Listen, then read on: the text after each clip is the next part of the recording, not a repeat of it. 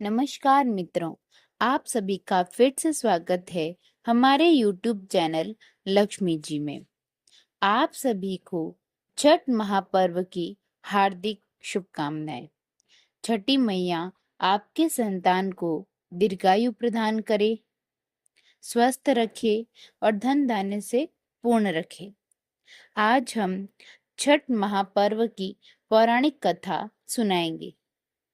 आप हमारे चैनल पर नए हैं तो चैनल को सब्सक्राइब कीजिए, बेल आइकन प्रेस कीजिए। छठ महापर्व की पौराणिक कथा। पौराणिक कथा के अनुसार प्रियव्रत नामक एक राजा हुआ करते थे। राजा और उनकी पत्नी मालिनी हमेशा दुखी रहते थे क्योंकि उनकी कोई संतान नहीं थी। उन्होंने संतान प्राप्ति के लिए कई उपाय किए, लेकिन नतीजा कुछ न निकला। एक बार संतान प्राप्ति की कामना के लिए राजा प्रियव्रत और उनकी पत्नी मालिनी महर्षि कश्यप के पास गए और कहा कि हे महर्षि, हमें संतान प्राप्ति का कोई उपाय बताएं। उनका दुख सुन महर्षि कश्यप ने संतान प्राप्ति के लिए राजा के यहाँ यज्ञ का आयोजन करवाया। महर्षि कश्यप ने यज्ञ आहुति के लिए बनाई गई खीर को प्रियव्रत की पत्नी मालिनी को खाने के लिए कहा।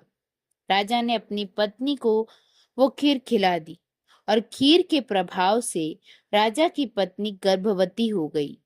फिर 9 महीने बाद रानी को पुत्र हुआ, लेकिन वह मृत पैदा हुआ। यह देख राजा और उनकी पत्नी और ज्यादा दुखी हो गए। इसके बाद राजा प्रियव्रत अपने मृत पुत्र को लेकर शमशान गए और पुत्र वियोग में प्राण त्यागने का प्रयास करने लगे। उसी समय शमशान में देवी प्रकट हुई। देवी ने राजा प्रियव्रत से कहा, मैं ब्रह्मा की पुत्री देवसेना हूँ। षष्ठी की मूल प्रवृत्ति के छठे अंश से उत्पन्न होने के कारण मैं षष्ठी कहलाती हूँ। तुम किस लिए परेशान हो, मुझे बताओ। राजा ने सारी कहानी बताई। इसके बाद षष्ठी देवी ने राजा प्रियव्रत से कहा कि अगर तुम मेरी विधि पूर्वक पूजा करोगे और दूसरों को भी मेरी पूजा करने के लिए प्रेरित करोगे तो तुम्हें अवश्य पुत्र रत्न की प्राप्ति होगी।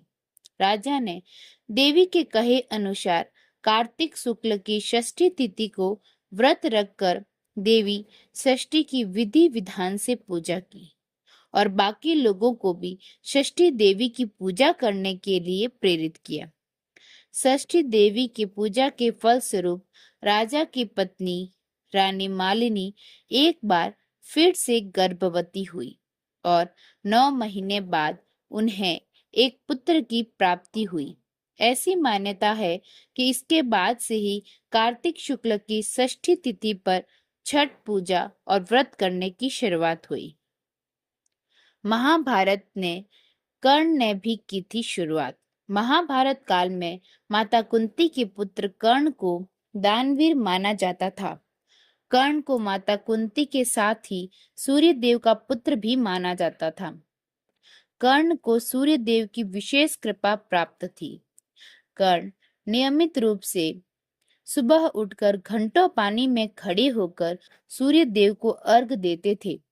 सूर्य देव की कृपा से कर्ण एक महान योद्धा बन गए थे।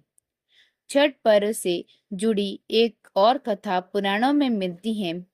इस कथा के अनुसार महाभारत काल में जब पांडव जुए में अपना सारा राजपाट हार गए थे, तब द्रौपदी ने छठ व्रत रखा था।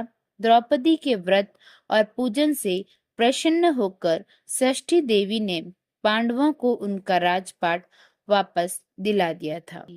छठी मैया की जय। आपको यह जानकारी अच्छी लगी है तो आप हमारे चैनल को सब्सक्राइब करें, बेल आइकन प्रेस करें, वीडियो को लाइक एंड शेयर करना ना भूलें। धन्यवाद।